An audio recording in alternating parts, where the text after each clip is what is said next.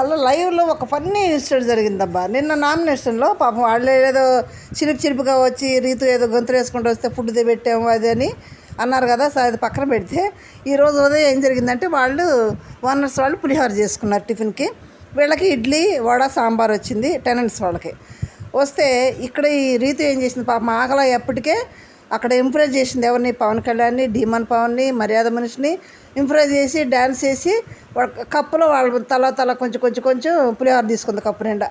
అది తీసుకుని ఇక్కడ వచ్చేటప్పటికి వాళ్ళకి ఇడ్లీ వడ వచ్చింది కదా. మరేంది నీ ఇడ్లీ వడ సంగతి ఏంటంటే నేను వాళ్ళు ఇంప్రెస్ చేసి కొంచెం పులిహోర తెచ్చుకున్నాను అని తన వాటా ఇడ్లీ వడ సాంబార్ తీసుకొని లోపలికి వెళ్ళింది.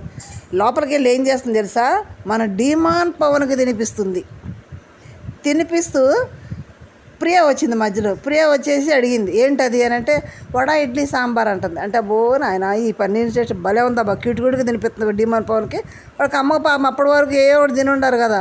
ఆ డీమాన్ ఇడ్లీ వడ దొరికింది కదా పాపం అతను కూడా తినేస్తున్నాడు. నిజంగానే వాస్తవం సరే ఫుడ్ వాళ్ళు వండటం వీళ్ళు తినటం అంటే కరెక్ట్గా లేదు వాళ్ళకి.